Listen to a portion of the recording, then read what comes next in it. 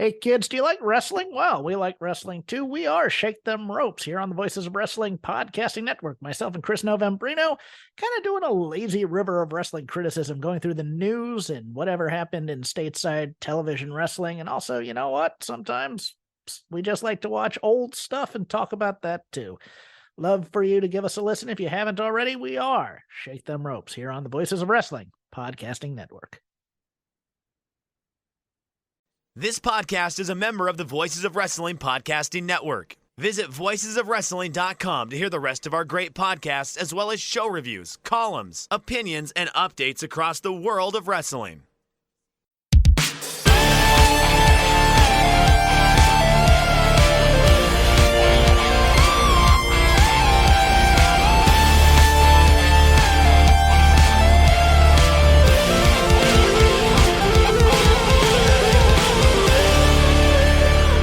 Welcome back to another episode of The Good, the Bad, and the Hungee here on the Voice of Wrestling Podcast Network, where we have transformed into an NCAA college football video game podcast. Let's go, Fred. Tyler, I legally cannot allow myself to get excited for a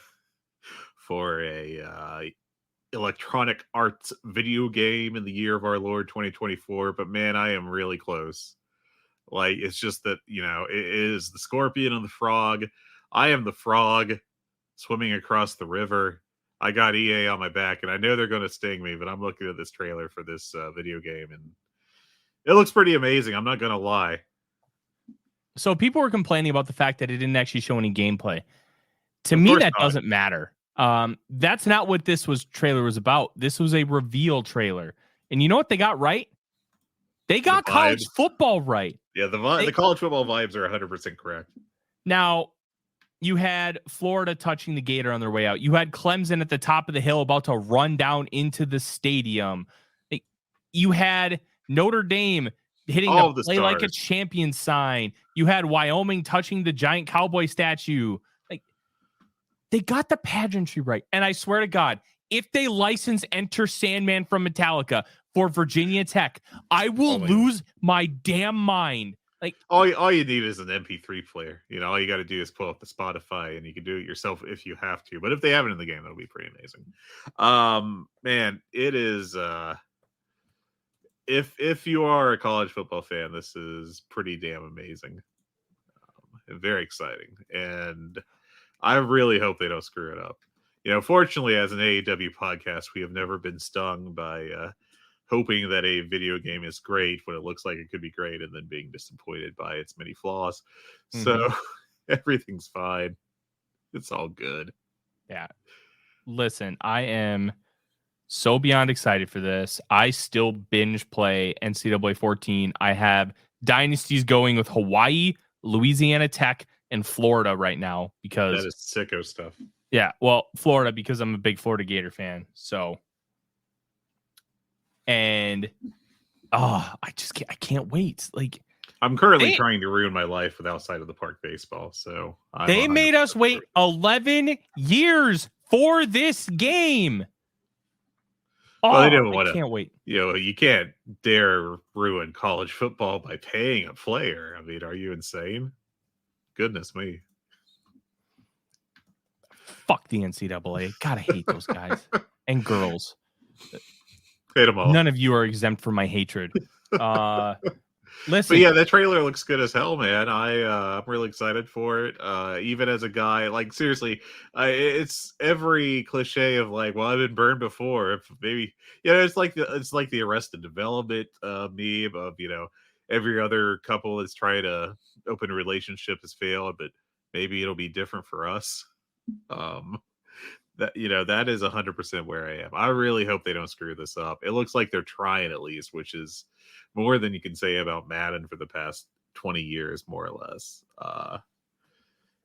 Yeah, you know. It's truly incredible that this game is finally here, Fred. Did you see? I can't wait. Did you see Spencer Hall's tweet about the deluxe edition? No, but I bet it's incredible. It is.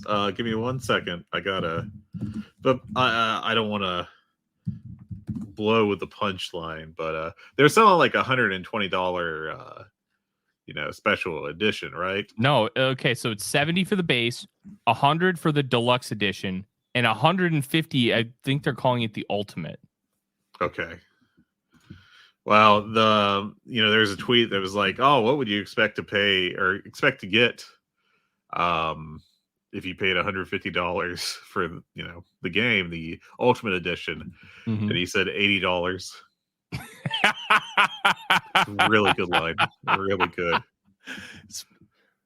Spencer Hall is the best, man. He's the Shutdown Fullcast is the best podcast. No offense to anyone else, especially people who ostensibly are bosses. I think I quote tweeted that with an answer. I need to find it because it was a good one.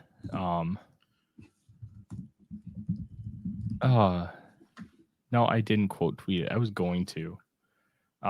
Man. Yeah, for $150, I better be able to offer recruits cash in a Chick-fil-A bag. You remember you ever read about the late 80s University of Kentucky men's basketball scandal that happened and basically ruined Dwayne Casey's career for 20 years? No. He basically was responsible for sending out the money, and that players were definitely not getting. And his FedEx box came open after he sent it out. Oh, no. And that's how he and that whole the program at the time got busted. They nearly got the death penalty before they were like, "Oh, we can't actually penalize anyone." What, are you crazy? Yeah.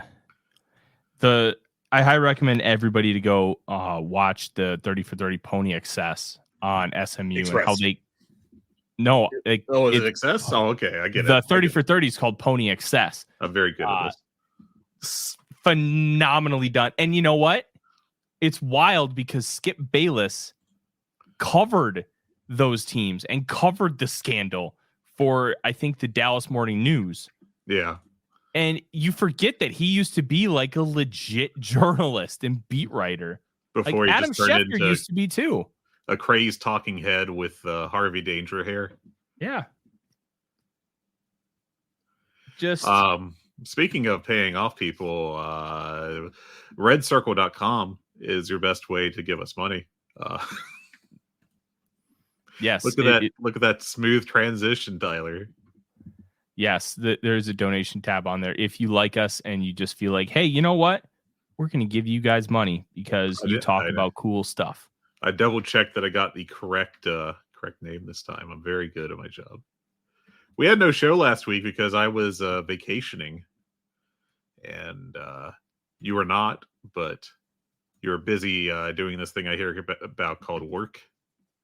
Yeah, I'm in over my head with this new venture that I'm doing. I'm contributing to 3 sites, running one of them, and then also working at a bar on top of it. I'm in over my head. Ooh, I've been going nonstop. Yeah, I've been going nonstop. But the Wolves beat the Nuggets last night by 45 points, which, let me tell you, that series is crazy, man. As a Minnesota sports fan, nothing will ever prepare you for the amount of pain that we have dealt with.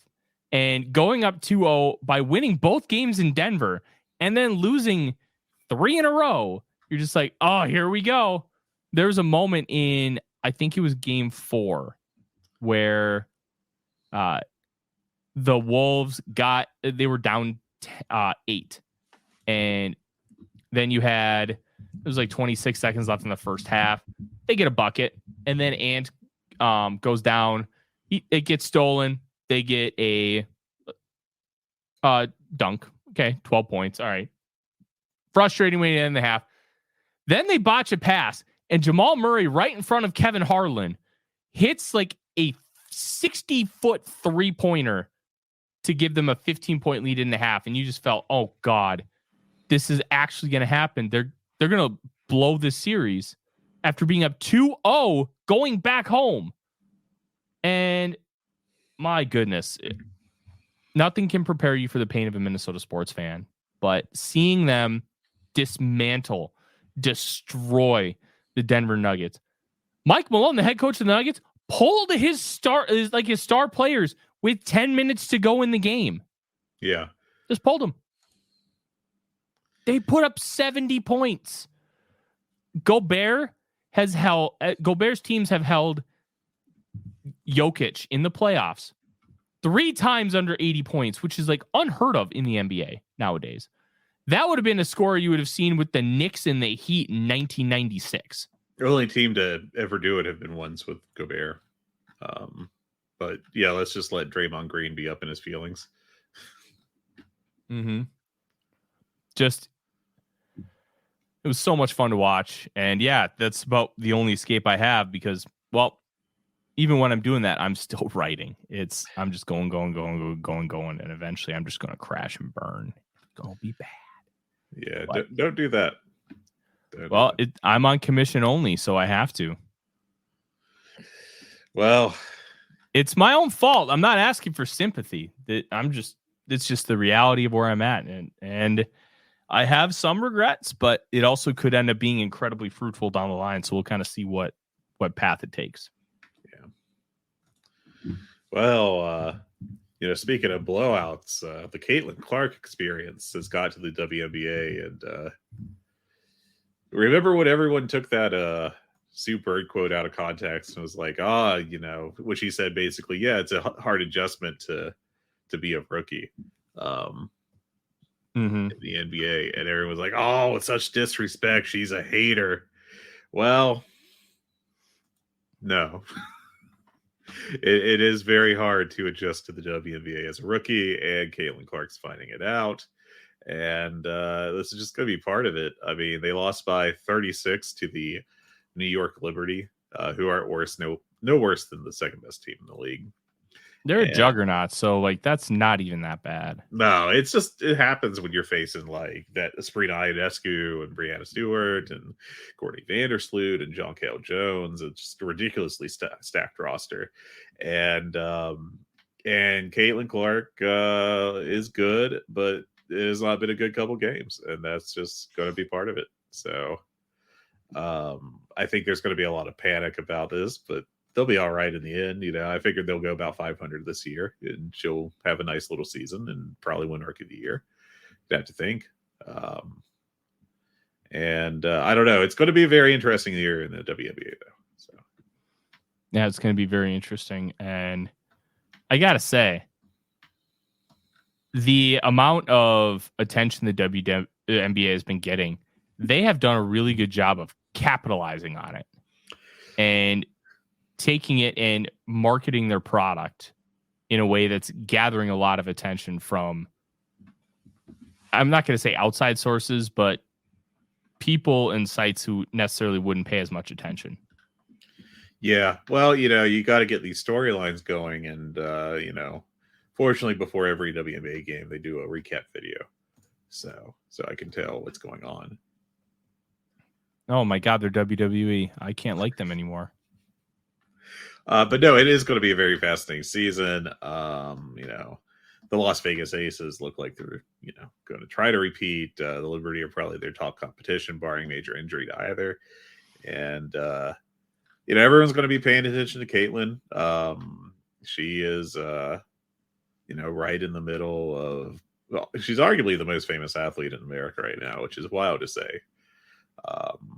We'll see how long that lasts, if WNBA will actually be able to sustain success off of, her presence in the league, or if it'll fizzle out. Because I'll tell you this, the WNBA is fun to follow. The league office is not very good at their jobs. So it is a rather not particularly well-run sports league. Case in point, they've announced they're finally doing chartered flights, and, they had a phone call this week with the players to like go over it, and the players left the call and were like, we don't know what's going on. So it's they aren't very good at like details. A plus. Yes.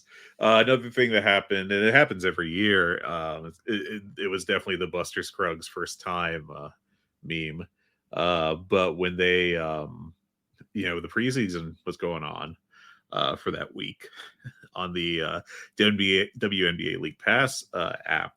They'll show, all the different games that are going on, and they have nothing that shows, if a game will actually be on the League Pass or not. So everyone just assumed it would be, and then they were all disappointed because it was not, because the WNBA did not have their stuff together. And so I think this was a Chicago Sky home game. It wasn't a Indiana Fever one. So someone on Instagram just started broadcasting the game from their phone and got like 100,000 plus people watching it for at least a minute. So it's all good. It's great. Just wild. Just good stuff. Speaking of basketball, we're going to have some conversations about basketball and television rights, but we need to get back into the wrestling after 15 minutes of chicanery. But I do more chicanery if you want. Listen, I'm all for chicanery because this pro wrestling is, I'm not going to say it's not fun, but it's not as fun as it could be. Yeah. All right. AEW is going to be running 5 collisions and Death Before Dishonor at Arlington, Texas's Esports Arena. It is a venue of about 2,500. It also happens to be across the street from the Logan Paul Mike Tyson fight, which is that fight at American Airlines or is that fight at AT&T? Good question. Because they might be able to sell out Jerry World for that. Mike Tyson's boxing. It is at AT&T Stadium. Jeez, they're going to put 90,000 people in that building. It's preposterous. How much would you pay to go see that fight live? Me $0 because I wouldn't want to see it. It's going to be a joke regardless what happens. I mean, I don't really think that Jake Paul is a serious boxer, and I also don't think that Mike Tyson at 57 is really like representative. Wait, is it Jake Paul or Logan Paul that's going to box him? Jake that is going to be boxing. Okay. Don't care. And Mike Tyson is 57. Like, who could possibly care about Mike Tyson boxing in 2024? But apparently the answer is a lot of people. It's going to be on Netflix. So that'll be something. Yeah. I think this is a really interesting decision to spend so much time in one area. And yes. I kind of love it. And let me tell you why. They're going to run these collisions in the same building. And you know what they're going to do? They're going to get vibes of WCW Saturday Night. And Tony Khan, I think, is going to lean hard into it. Because Collision already feels like a throwback kind of wrestling show. And I would absolutely love for them to do that. For them to end up like going retro with Collision and doing some of those things where you have like the unique interview camera shots. Like the earlier iterations of Power were so fucking great because they're in the studio and they're doing interviews right in front of the live crowd, but it feels like you're backstage. Like, do that kind of stuff. Make it feel different. Having the same venue gives you the opportunity to make it feel like a different kind of wrestling show. Make it feel different from Dynamite. I love the idea. I don't know how the execution is going to work, Fred. I genuinely don't. But I'm very, very, very excited to see what it could end up being. Yeah. To be the pessimist here, I do think it is fairly concerning about AEW's attendance, which has been historically pretty poor for collisions, despite them being on Saturday nights and ostensibly an easier night to get people to pay money to go to a thing on. And I also think, one second. I also think that, you look at the ratings and all that, they're just not great. The key demo is slowly sliding down, I think, most weeks. And I mean, they're maintaining their place in the top 10, so that could just be a carry-on effect of the decline of TV ratings outside of major events. It's really interesting. They have to be getting paid something by Arlington, right? Like, you've got to think. I don't know. Do 6 shows in 5 weeks? That's got to be some kind of deal like that, you know? Well, it could just be, hey, we're going to book your venue, and then we're going to load up our trucks, and we're going to leave them in your parking lot. I would still think that they would be taking a deal to do that. I mean, I just can't. It very well could be, but I do think the idea of trying this with how the attendance has been with Collision, with how pro wrestling, it's not in a boom period, but I wouldn't call it like down. It's in kind of this weird space. And especially with how AEW has, I wonder how much permanent damage they did with the MJF stuff, because they were on such a heater. And then the MJF stuff kind of killed the momentum of what people knew AEW to be, which was a true alternative promotion, and a promotion that was going to cater to wrestling fans, not WWE fans, wrestling fans. Then they lean heavy into the WWE shtick. I loved the Jericho stuff where they were sports entertainers in the Jericho Appreciation Society. I thought that was good. But then you have your world title pictured with it, and putting too much hot sauce on your sesame chicken at a Chinese restaurant. Fuck all the way off. Like, I think that did too much irreparable damage, or if it will be repaired, it's going to take a long time to get there. And I'm very intrigued to see what this will end up looking like, how things will grow and develop over the course of time. I genuinely don't know, Fred. I want to see it. I want to see how this this ends up like kind of manifesting over the course of that 6-week period. I'm sure if they didn't get directly paid, they got a hell of a deal. Oh, hey, you're gonna book us for 6 nights. One of them's gonna be the Logan Paul Mike Tyson fight, which nobody would be here anyways. Okay. Well, I am not optimistic that they're going to draw very many people that night in particular. Well, it's only a 2,500 seat building. 2,500 is plausible. It's right next to that stadium, though. I mean, I think that's going to have a pretty major effect. Think about this. The Logan Paul Mike Tyson fight's not going to go on until like 11 p.m., right? Go to Collision, 7 to 9. Walk across the street, miss half of one of the prelim fights, and you go to both. Maybe. I bet you're going to have around 500 people who try to do both. Like, we're not even talking that much of the stadium. 500 people of probably like 90,000 people who are going to have tickets. I don't have a good feeling. That's all I got to say. We're going to find out, because they're announcing this 2 months in advance. But I'm really intrigued to see how the presentation is. I'm intrigued to see what kind of nerd things Tony wants to do.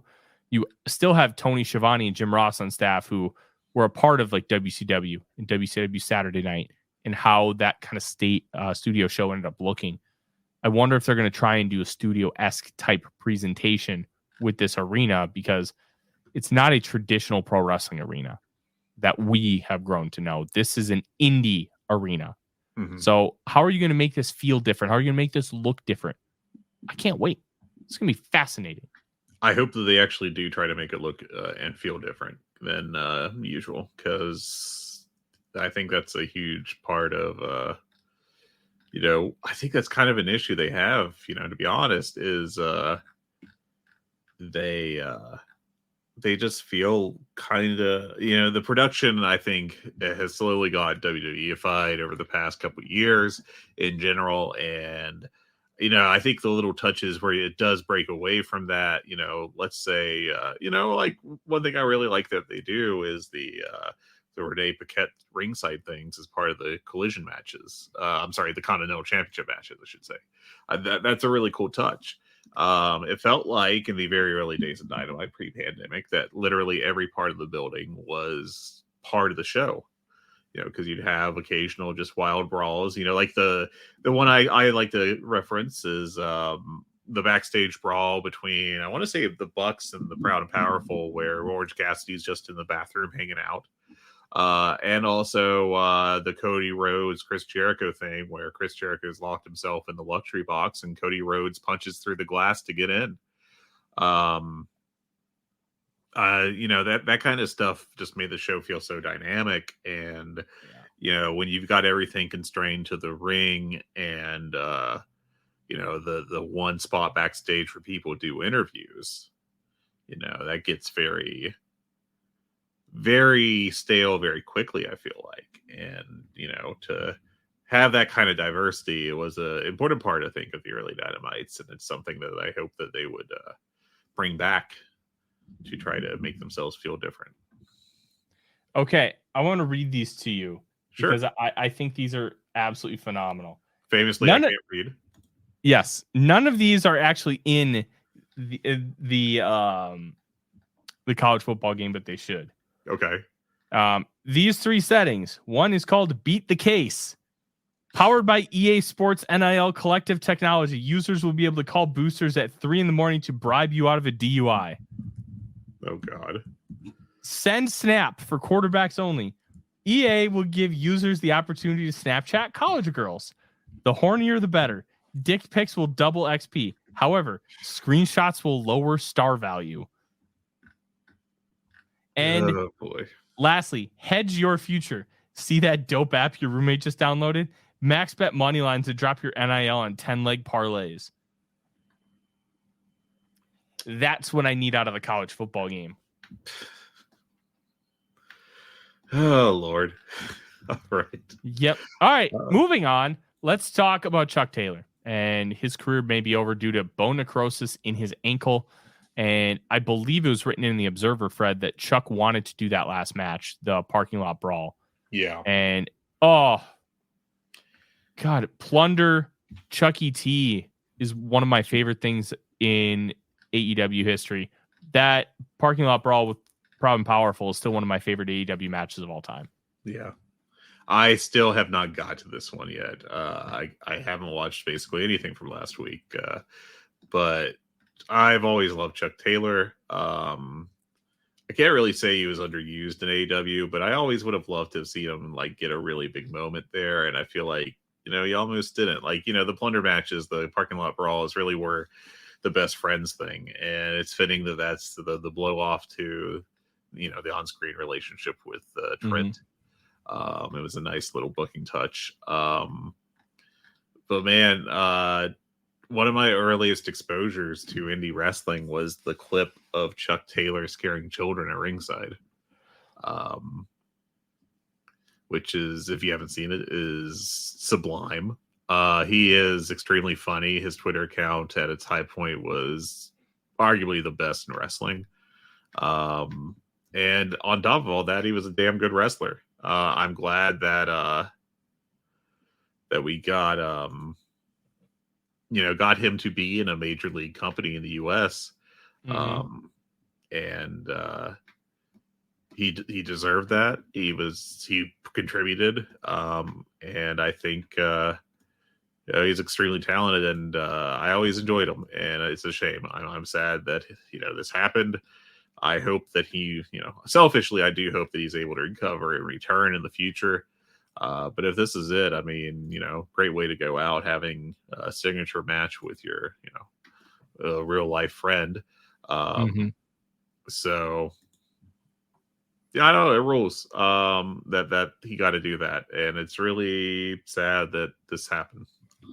Long live the grenade spot from Chikara. That's all I can say. Yes. Moving on with the news, Eddie Kingston is believed to have broken his leg at NJPW's Strong Resurgence on May 11th in Ontario, California, where he lost the Strong Openweight title to Gabe Kidd. And it was why he was replaced by Darby Allin for Double or Nothing. Fred, sucks for Eddie, but from an on-screen perspective, I actually think this is the perfect time for him to go away for a little while.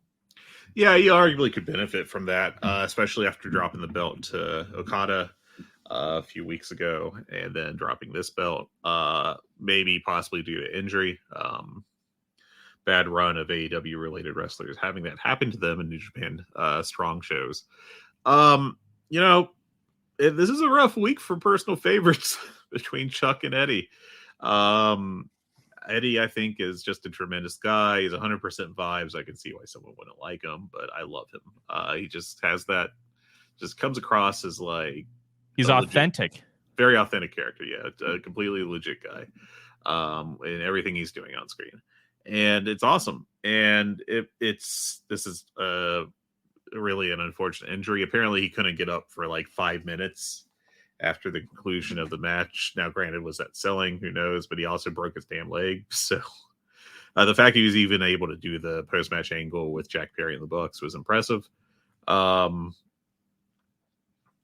Obviously hoping for a speedy recovery. And, but, you know, it's going to be, it depends on the severity of the break and everything, but it's weeks to months. So we'll be without him for a while, and it really sucks. I don't think he's having the year he was in 2023 just because of opportunity. He's kind of cycled down in AEW, but it's that's not how you want to have a guy take some time off. No, but if you're going to get hurt, it's kind of perfect timing. All the best to Eddie. Florida, the state of Florida, dropped the charges related to Cash Wheeler's alleged road rage incident. I don't know if there's really anything more we can comment on this other than it's going to be one of two things. One, Cash is 100% innocent, or there just wasn't enough to charge him and actually win a trial. Yeah. It sounds like it was one of those things. It looks, according to Meltzer, they dropped the charges about a week, actually literally a week before they're going to start the trial.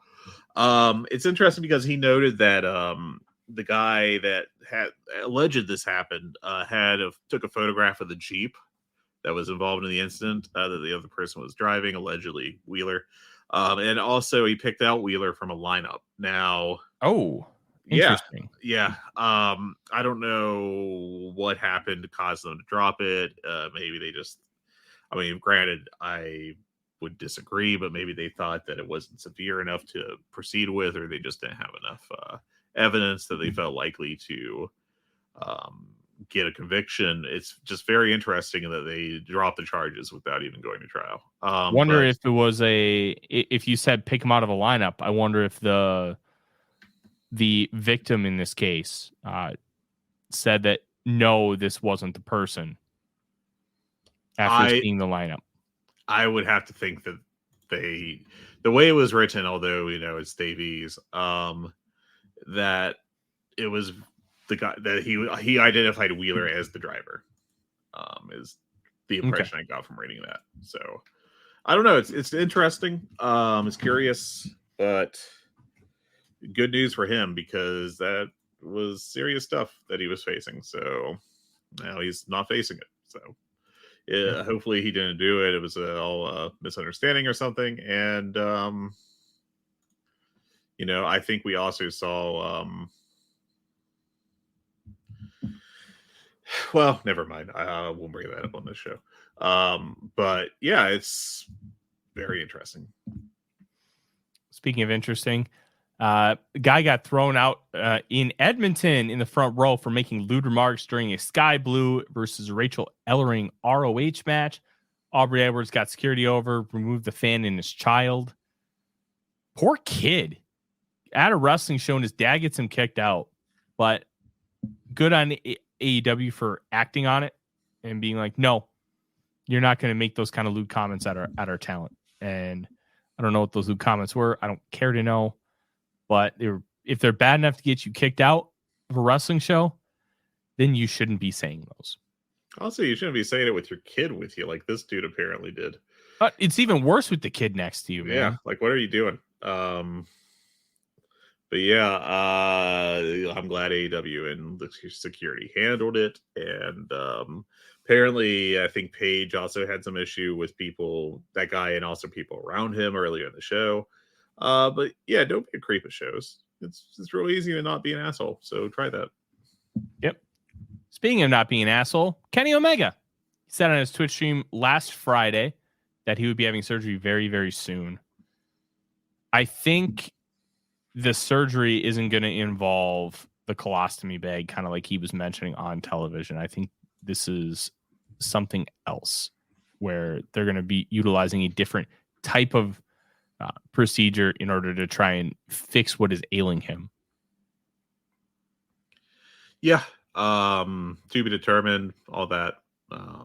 We will see. Mm-hmm. This is an interesting development from the Nyla Rose situation down in Oklahoma. From F4W Online, the Oklahoma State Athletic Commission is considering a rule change that would allow transgender professional wrestlers to perform in the state.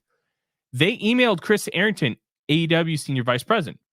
The correction to this violation is for you, the promoter, to not allow a male to wrestle a female at any future events promoted in the state of Oklahoma. If you are good with correcting this violation, this email is as far as it will go.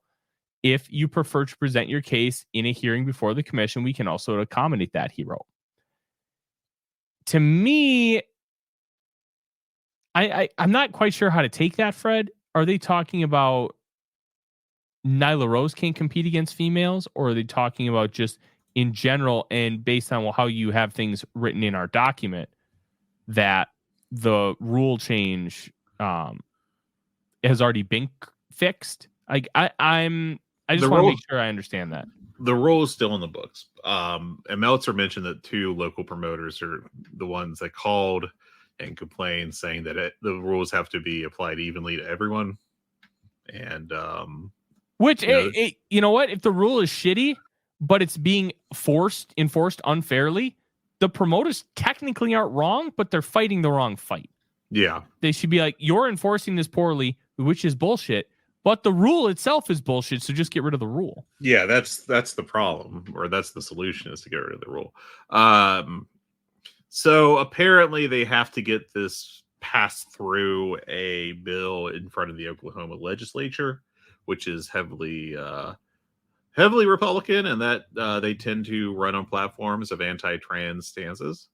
So if it's kind of a situation where if the wrong person becomes aware of what is in the bill, and specifically that it would remove that rule against trans competitors, I think that it could unfortunately turn into a kind of gross hobby horse for a kind of gross person. But that's not just a possibility on the horizon.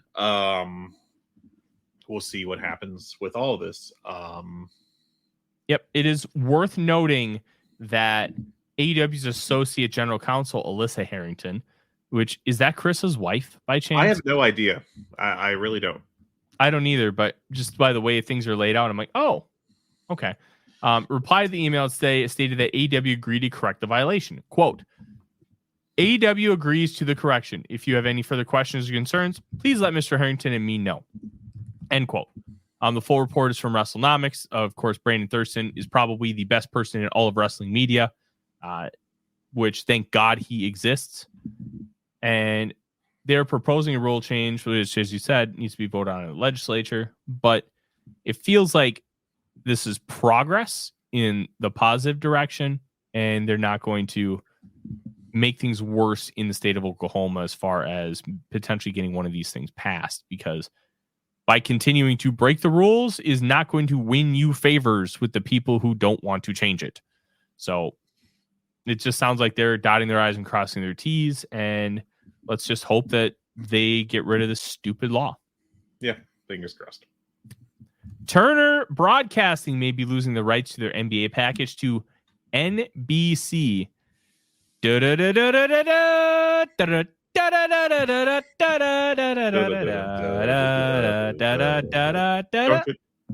Listen. That sketch is incredible. It is expected to be beneficial for AEW's TV negotiations. I don't know if anything's necessarily going to be beneficial for AEW's TV negotiations other than AEW just being a good product for Turner. Because it's a little speculative, it's live sports. Live sports sell. Live sports are good for companies, and they pay big money for live sports. So even if they get their package, which I believe has always been the B package, because the A package has the finals. Mm-hmm. And if they get the B package, okay, that doesn't mean that AEW is out of the running. You want as many live sports as you can get. TNT is probably kicking themselves for getting rid of Sunday Night Football. If you don't know, TNT had Sunday Night Football, I believe, through the 1995 season for half of the year. The other half was ESPN, and then ESPN took the full contract because TNT, I think the reason was they wanted to focus on basketball. Well, NFL is making you a lot more money now, baby. But that's neither here nor there. We'll see how this impacts the TV rights. I believe it was reported, and I don't remember who was the one who said it, the exclusive negotiating window for AEW and Warner goes through either July or August. Yeah, to be seen. Very interesting. More, I think, as an NBA fan, personally, than as something that will inherently. I mean, it will have an effect, but I don't think it's going to then NBA's gone, so AEW is going to make double the money. I don't exactly think that's going to be the money. Woo. Yeah, the result there. All right. Sammy Guevara is no longer suspended by AEW per Dave Meltzer in The Observer. He's been off for a while, for nearly 2 months. Look, there is a chance that they just don't have anything creatively for him. And you know what? That's okay. It's fine. Kind of sucks for him, but yeah. I hope selfishly that when he comes back, he is not in the Chris Jericho orbit. I think they just need to keep those two separated for a while. I think that it's a little too much of every time it happens, it's like, oh, Chris Jericho's little friend, Sammy Guevara. And I feel like that's not good for Sammy. No. And we'll see what happens when he comes back, because it's going to tell you everything you need to know about his future at the company, how well that return goes. AEW has debuted Meal and a Match, co-hosted by Renee Paquette and friend of the show, RJ City. Debuting, I think it already has debuted by the time we have recorded this, with Eddie Kingston as the first guest. Now, this kind of gives vibes of that series that the WWE Network did. Dinner for Three. But this seems better because they're actually watching and talking about wrestling. Yeah. I kind of dig that. Do you know what the first what match they watched with Kingston? Was it a Kawada match? I doubt that, because it'd be a rights issue. I assume, but let me see if I can figure it out. It's 23 minutes 40 seconds. Let's see. They show. I see some Penta footage. Penta and Ray. Clip of Eddie talking. Wait, Penta and Ray. I wonder if it's all in. Clips of Penta wasn't in that 6-man at the end. Yeah, clips of Eddie beating Claudio. I don't know that they actually said I don't watch a whole match. So that's a lie. RJ. Maybe they're talking about a match. I don't know. Maybe. I don't know. But look, if it's got RJ City and Renee Paquette, it's bound to be at least entertaining. Yeah. It should be fun. Yeah. RJ is one of the funniest people I've ever talked to, and we hope to get him back on this program here soon. Efforts have been made. Good news for Anthony Henry, who was released at one point by AEW. He's been cleared to return from his broken jaw. So Tony Khan did say that he was going to bring back Anthony Henry when he was healthy, and here we go. Now I'm sure we'll see him back in the fold real soon. Speaking of injuries, Powerhouse Hobbs has started physical therapy on his patella injury. I believe it was a ruptured patella. If you've already started rehab on that, dog, good for you. Yeah. Got that dog in him. Man, he's going to be something. And he's obviously got a great work ethic. But yeah, it seems amazingly quick to like already be launching rehab, but here we are. So fingers crossed that it all goes well. We'll get him back as soon as he's ready. Yep. And speaking of ready, Ricky Starks says he's healthy and isn't sure why he's not on TV. This has just got to be a creative thing. Probably, yeah. They focus on pay-per-view cycles. That's kind of how this company is booked. We're going to book in 3-month stanzas. This is going to be our plan, X, Y to Z. But now that they're shifting to more pay-per-views in the calendar year, it's a little bit different. So I'm guessing Tony Khan's just trying to get his rhythm in with that type of structure, and getting creative for Ricky Starks, I believe, is a part of that. That's my hypothetical. It seems appropriate. It seems like a good guess. Mm-hmm. Per the Wrestling Observer newsletter, this one is fascinating. Max Caster said that he's tried to get Chuck Palumbo, Rico, Sean Waltman, and Bart Gunn to do AEW spots working with the Acclaimed because of their history with Billy Gunn. I mean, any one-time cameo is fine. That's about past that. Yeah, but past that, I don't see any purpose for it. Look, I would love to see Rico. I loved Rico. Older guy who used to be a Vegas cop who's got like legit I can kill you with my feet energy. Like Rico ruled. I wish he would have gotten a push, but I think his character being so flamboyant in the year 2003, they weren't ready for that. You could do that character now, and I think it would be a lot more over. Yes, I agree. It was, just not the right guy at the right time. Right gimmick at the right time, I should say. But he always seemed pretty cool. I will say that at some point in time, like this might have been all right, but I am so out on the whole Acclaim plus Billy Gunn thing because it really did turn late. Like matches would just turn into Billy Gunn killing everyone on the roster because he's so big. And it's like, okay, who are we trying to get over? Because I probably shouldn't be the guy that's almost 60. Push the old dudes. That's what I say. The Young Bucks have Reebok pump up shoes. Did you see this ad last night? No, I missed it. But let me tell you. Please tell me they're doing some kind of John Cena gimmick. They are doing ads. They did an ad where they were wrestling John Silver and Alex Reynolds, and they were losing, and then they pumped up their shoes and then super kicked the Dark Order and won. It is extremely entertaining as a concept, and very Young Bucks-ish, because basically being the Elite turned into a shoe show for the majority, for the last few months, when they just kind of didn't want to do it anymore. So look, the Young Bucks gimmick right now is just incredible. Let's do a quick catch up on AEW before we kind of get out of here. We got a good bit of the news. How great is Kazuchika Okada? I think we need to start there. I've done a little math over here, Tyler, and the numbers are showing that he's good.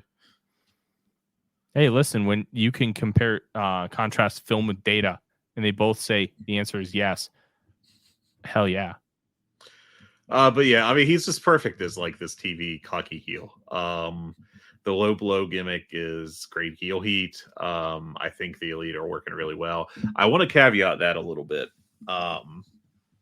In that I don't know how I feel about the whole like this kind of tilting into them actually using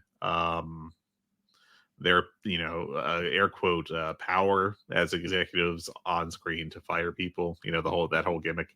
I just don't know, man, because it's just kind of, I don't know. I don't know that there's nothing wrong with what they're doing, how they're approaching it, the performances and so forth. But I just don't know that I need more heel authority figure stuff in the year of our Lord 2024. Like they kind of got ran into the ground by WWE and then following in their footsteps, TNA for the most part of the past 24 years. And I don't know. It's just, it's so stale, and I would really personally prefer that not be such an aspect of the storyline. But I also know that it's hard to not do it when they have these characters. So I don't know. It's a difficult spot, I think, for me as a as a fan to kind of analyze and be like, is this good or bad? So we'll see. We'll see how it goes. So far, I think it's been generally very positive on my end. That is just a regret / concern that I have. Yeah, I What do you get it. think? I'm not really that concerned long term. I want to see, for me, where the Okada character goes to really kind of start to determine is he a true home run success? Where, like, with how New Japan's show structure was, you had a bunch of 6-man tags, and then you had your blow-offs at the bigger shows. American television isn't really like that. How many times can you wrestle at Dax Harwood with no stakes without moving up and winning the big belt? He's just perfect with the Bucks because the Bucks just like to talk and be snarmy heels, and then he can just go like bitch, and it's just perfect comedic timing, and it's great. Yeah. But where's his evolution going to come? Because eventually he's going to split from the Bucks. That's going to happen. Yeah. It might not be for 3 years, but then how is he going to continue to grow and evolve within the landscape of what American television wrestling is? Because at a certain point, you just have to be able to do some of those things if you're a top guy. Yes, And I agree, but I think that any concerns about that should be pretty well put to bed just because of how well he's adjusted to doing this role, which is rather unlike anything he's done for the majority of his career. I want to counter that, Fred, because I think his role has been relatively minimalistic considering his star power, considering how great he is. And he's arguably a Mount Rushmore professional wrestler of all time. Like if you make your Mount Rushmore professional wrestling, you can make a strong argument that Kazuchika Okada deserves a spot. Yep. And they aren't asking him to do a whole lot with this gimmick right now. And whether that's by design or not, he's going to have more on his plate in the context of what this gimmick is. And how is he going to be able to handle that in terms of his communication, his delivery? He's great with the role he's given, but when you expand on it, you add other variables. And that's not to say he can't or he won't. And that's not the whole point of this. It's you're adding a variable which you don't have an answer for. Is he going to be able to do a big promo battle in English with the Kenny Omega when he comes back? Is he going to be able to do some of those things? Those are questions we have to answer that we don't have answers for right now. And for me, Fred, I think that's going to be a huge part of his growth and development within the company, is being able to answer those questions. Without a shadow of a doubt, he has crushed every single expectation that we've had coming into AEW. But there's still more. And there's still more that he has to do. And there's still more he's going to be asked to do. And with some of the language barrier stuff, I'm very interested to see how that manifests and how that grows and develops, because for lack of a better way to phrase it, you don't have foreigners who don't speak English well on top of American companies for a long time. A lot of that in the past has had to do with racism, with an unwillingness to adapt what you're doing to accommodate somebody who's from a different part of the world for a long period of time. You want to do things the way you want to do them. And I think people have been unwilling to adapt for that reason. Tony Khan feels different in that aspect. But the American audience, and there were some interesting quotes from Konosuke Takeshita about this. I don't know if you saw that, Fred. I did see that. I forgot to put that in the notes. Yeah, where Takeshita talked about how it's not he wouldn't call it discrimination, but he feels like there's less opportunities for somebody like himself on American television when in terms of professional wrestling. That's a paraphrase. It's not an exact quote. So how is Okada going to be able to handle like a promo battle? How is he going to be able to, can he command a ring and talk for 12 minutes? You don't have him doing that right now. You may never have him doing that, and it may never matter. But people in American television wrestling want that stuff. Whether or not we as hardcores want it, your casual fan, and the idea of the casual fan in this context is, I want to turn on Dynamite every Wednesday, and I want to order the pay-per-views that I think look really good. That casual fan exists. That is a decent portion of your fan base. That fan is going to want to see your top stars do promos. Well, eventually Okada's going to be, they're going to require him to do something like that. So how is that going to evolve? His role is great, and he's excelled and arguably perfected it, but that role is going to have to grow. How is he going to grow with it in the context of American professional wrestling? We don't know. To me, that's what I'm going to be looking for. How are they going to expand that role? How are they going to let him expand that role? And how successful will he be with it? It's going to be great to watch because I think he'll crush it, but there is no guarantee. Yeah. I just think that the easiest way, I don't know, to me, it's kind of crazy to be like, well, we have Kazuchika Okada, but we can't really push him as a top of the card guy because he can't do promo battles. I mean, well, that's not what I meant, but your top, tippy top guys, they get promo time in the ring. So is Okada just not going to do that? Like, to me, the answer is no. He's going to do that. So how is he going to do when he has those opportunities? And I think you can skirt around some of it. And they're doing that right now with the Bucks setting him up. And then he just calls somebody a bitch. And it's just phenomenal comedic timing. And he's just great. And he doesn't need to say everything. But he's going to be asked to do that at some point. It may be in 3 years. And in 3 years, you can learn a significant portion of the English language and be a lot more comfortable and become significantly closer to a native speaker, or you can truly be fluent. Hell, he could be fluent by the end of the year. I don't think anybody would be completely shocked.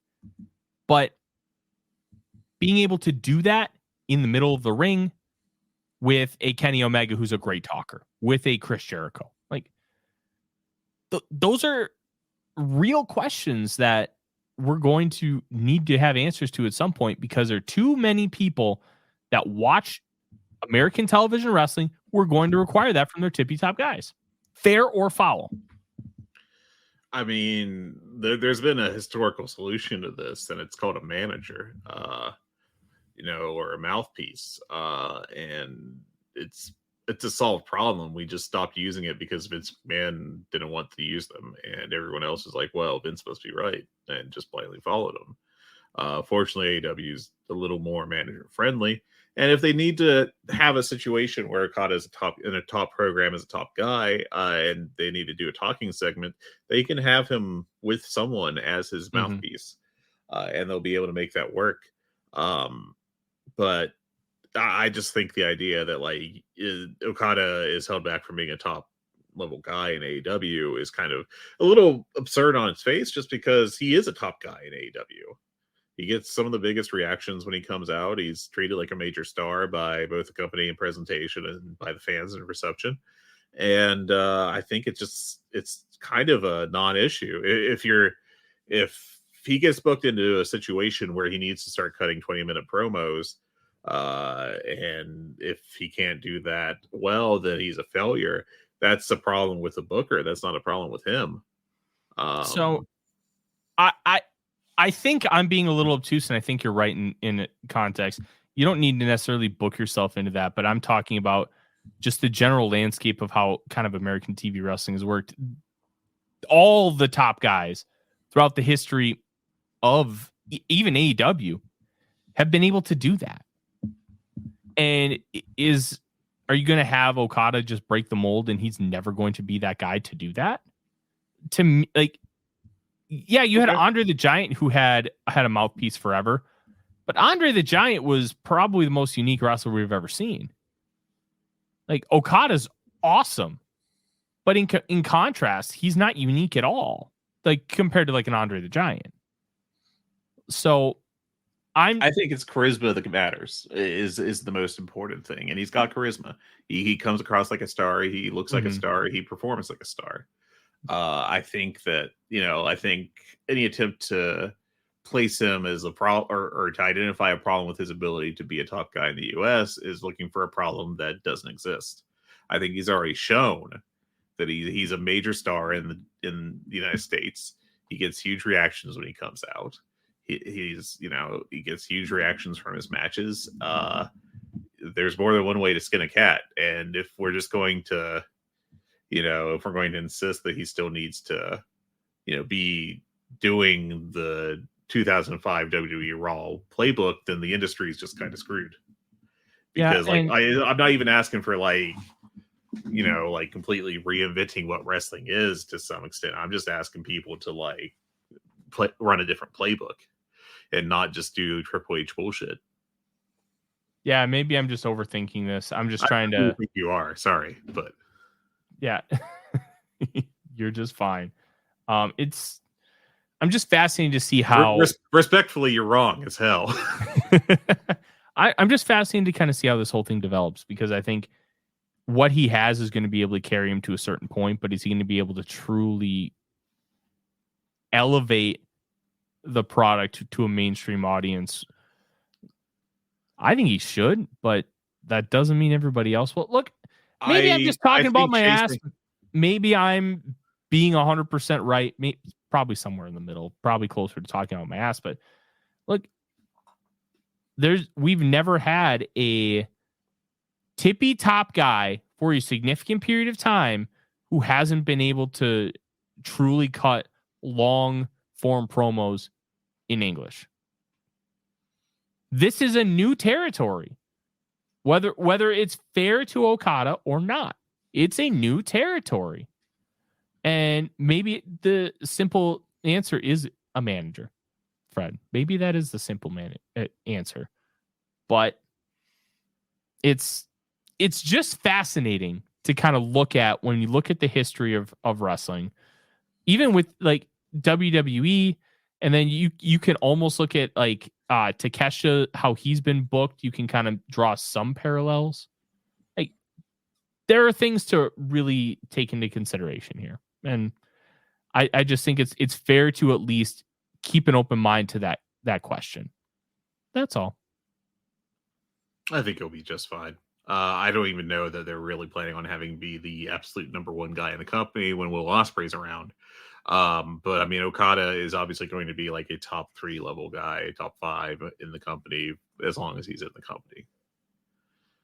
Unless it's like he's 48 and the wheels have fallen off or something, which is a long way away. One note I wanted to make this week, for the women's division, 2 notes actually. One, I don't think that Toni Storm match with Harley Cameron was particularly great. It wasn't bad or anything. It was pretty kind of good, but I have to say Toni Storm was so extremely crisp in her performances of moves in that match that it's kind of easy to forget, because for a while her matches were really dragged down by the gimmick, and you could argue that she's still too gimmick heavy. But I was very impressed by that this week, and I thought it was worth mentioning.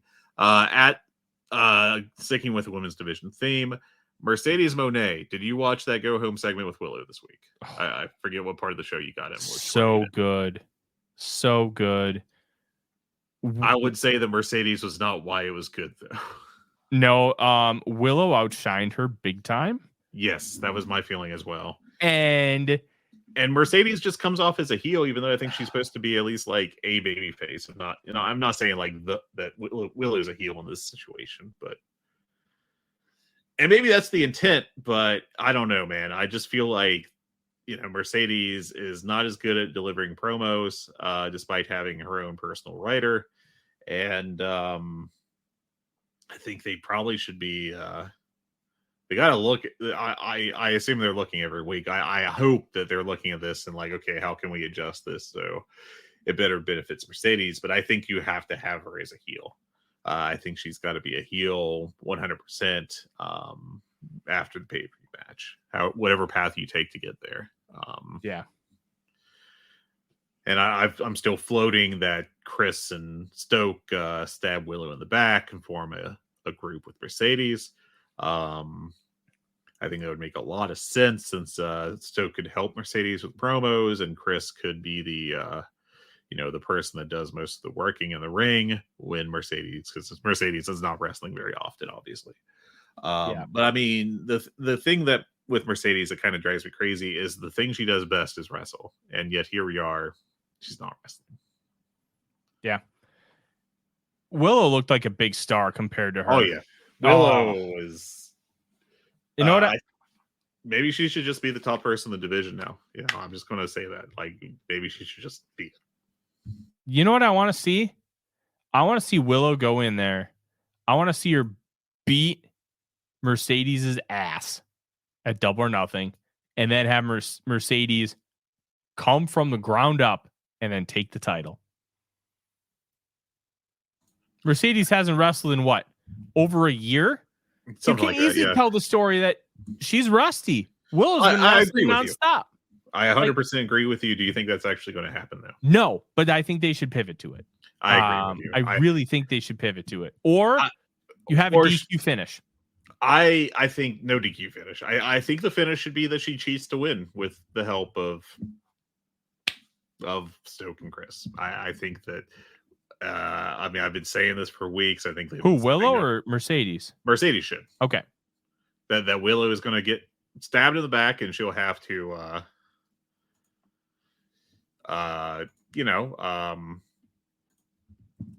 going to get that get the babyface for a revenge run and eventually beat Mercedes, I would hope. But yeah, I think that's maybe I'm working myself into fantasy booking as a shoot kind of thing, but that's what I see is happening. So you know what? It's not a bad move, but I would like Willow comes down, beats Monet, and then you got to return Dr. Britt Baker at some point. This could be a good time to return her. I don't know. Willow's just a bigger deal to me. She feels really like I'm not gonna say like super hot or anything, but it's not like the peak of Osprey coming out or even Swerve coming out, but she gets really good reactions when she comes out. She's instantly over with any crowd. She's a supernatural baby face. She's got to be in that like absolute top of the division mix, and it doesn't have to be with a women's title because they've shown a willingness to treat the TBS title as an equal championship. But they've been showing signs over the past few months. They've been building to her being a top woman in that division, but she has to be in that position. She has to be a top woman in AEW because she's just that damn good. And they've they've looked into her, frankly, because I think the only reason that she isn't like 3 years in a WWE run is because she's not, a swimsuit model, traditionally, she's not a Johnny A selection. Ugh. Felt gross just saying that. And instead she's actually very talented at wrestling stuff. So that's probably not a particularly apologies if that was like a dumb way to go about saying that, but like what I'm trying to say is she's really damn good at pro wrestling and she should be treated as such. They lucked into her because Mercedes Monet broke her ankle. Yeah. Then she got the run with a title that wasn't even supposed to happen. And it helps show a different side of her that AEW then did not have to develop at all. Oh, yeah, we can do that. Okay. Like, it's a happy accident. Yeah. And I think, she's just so talented. It's really impressive every time she just pops off the screen every time she's out there. I really do enjoy the Stoke and Chris act. In a sense, it'd be nice if they kept that going longer, but I do think that it might be time to have the turn happen. And I don't know. That's kind of my big takeaways from the week, other than blood squirting out of Swerve's head. Good Lord. In the aftermath of that match with Brian Cage, after that attack, what a visual, I guess. Boy, howdy. We got one question of the week, the South Dakota Jones fantasy booking question of the week, trademark Mark. What is your best case scenario for Jon Moxley losing the IWGP Championship? Tyler, South Dakota Jones over here says Zack Sabre Jr. at All In. Shooter at Wrestle Kingdom. If I had to fantasy book it, it's Shooter. And they have to use him to get a young guy over, I think. Yeah. People are still mad about that first match being at Resurgence. Look, I understand you have the story with Dominion. The whole point of Resurgence is to get Shooter over in America more. It's not about the native fan base. And we can have a discussion about whether that's a good thing or a bad thing. And I think there's some very fair points on both sides. Regardless, that's the direction they decided to go. And I get it. They want Shooter to kind of be their next native star to be popular in America. And you paired him with Mox. That's a great way to get popular in America. Mm-hmm. I think a great story would be you need to elevate a young guy badly. You have Shooter win the G1 and beat Moxley 1-2-3 in the Tokyo Dome. Elevate him. He's a made man. Now take the ball and run with it. That's what I would do. Now, would it suck for Moxley to be gone for so long? Because you could say that with both AEW and New Japan. Because he's not going to be at all these Road 2 shows. He's not going to be this, that, or the other thing. But he's going to be over on every tour.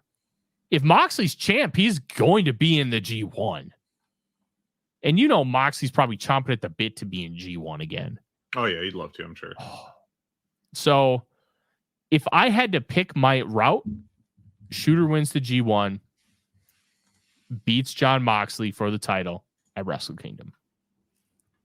That's how you elevate a big guy. And you can use that loss at Resurgence as part of the story. Well, he goes to G1, he wins, and he wants his retribution. He wants to beat his mentor. Now, Gato loves to tell that long-term story where you don't beat your mentor for like 6-7 matches. Yeah. But I think you just got to do it. I think you just got to do it with Shota and elevate him and make him a top guy. Because even as a young lion, people are talking about him as a top guy. Like, this isn't new territory.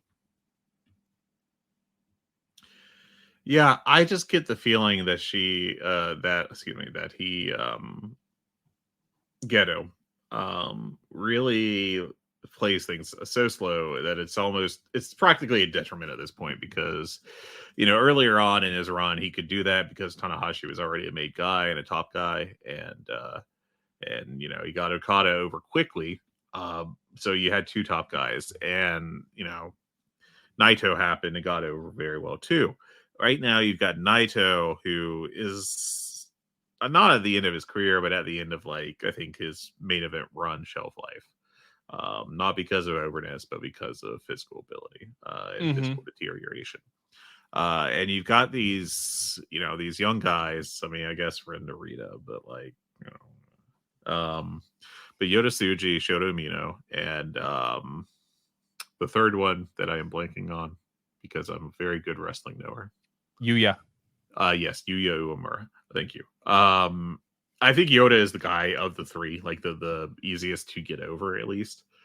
He just feels like a superstar. I disagree. I think it's Shooter.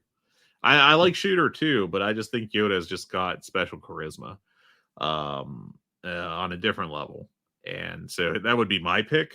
But I do think that holding it to Wrestle Kingdom and having it be Moxley losing to someone, Shooter has the natural hook. I would probably go with Shooter from a storyline perspective. I would probably slightly favor Suji from a who do I think is really the guy perspective. But, you know, it's close enough where I'm not going to lose sleep over picking Shooter instead.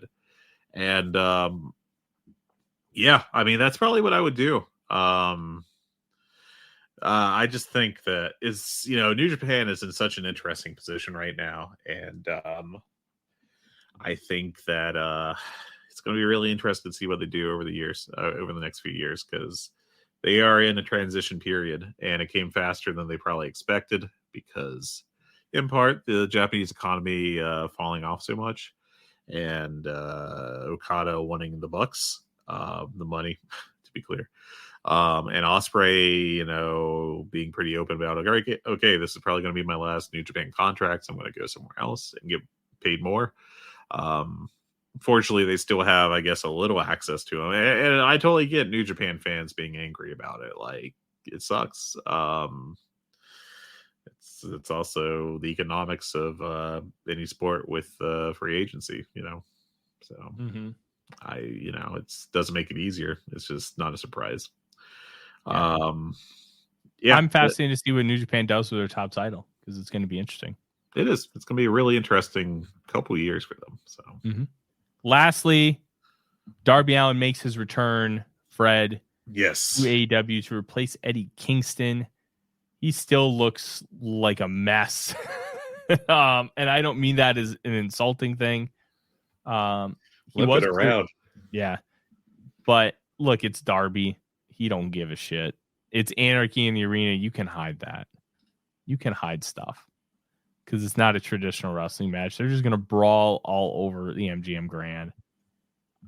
Look, I think Darby's a perfect guy to be with Team AEW. He's one of the original pillars. He's pissed off at Jack Perry, and he's defending the company that has meant so much to him. He's talked about how it's kind of saved him, and he's been like throughout like the pandemic and then throughout months of other things, like Darby wrestled like every single week. That matters. Yeah. I think it's a good choice, and Anarchy in the Arena looks like it could be pretty good.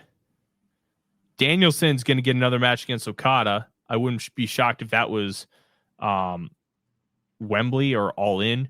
I still think Nigel McGuinness is going to wrestle Danielson at All In, but we'll find out. Yeah. I'll save the breakdown for like Swerve's place in AEW as a main eventer. We can discuss that next week. It's a very interesting transition period for AEW. So very much so. That is our show today. We are going to be back next week because Fred, next week we have the heat check. It is heat check time, baby. And we're gonna try and get a special episode planned with a special guest talking about the 5-year history of All Elite Wrestling. Oh, ooh la la. Yeah, this is news to the Fred. So Fred, we've talked about this in DMs, you absolute buffoon. I thought it was just gonna be you, so well, I could not do it last week, so it's better that it's both of us anyways. Go ahead. G-plug flagrantstats.com. I've wrote 3 articles about the WNBA in the past week. Go to that and you can read those if you're interested, and if you're not, cool. Go pet a dog.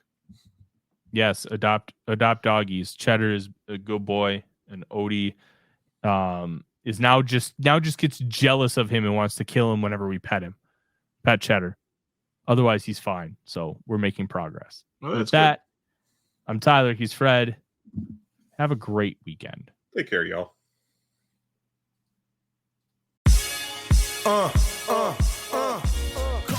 Hey now, it's Mike Gilbert, host of the Mike and JD Show, right here on the Voices of Wrestling Podcasting Network.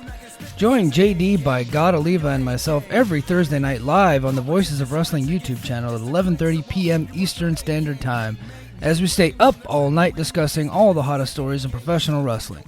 You can also check us out right here on the Voices of Wrestling podcasting feed, or you can subscribe to the Mike and JD Show feed. Now, enjoy the show.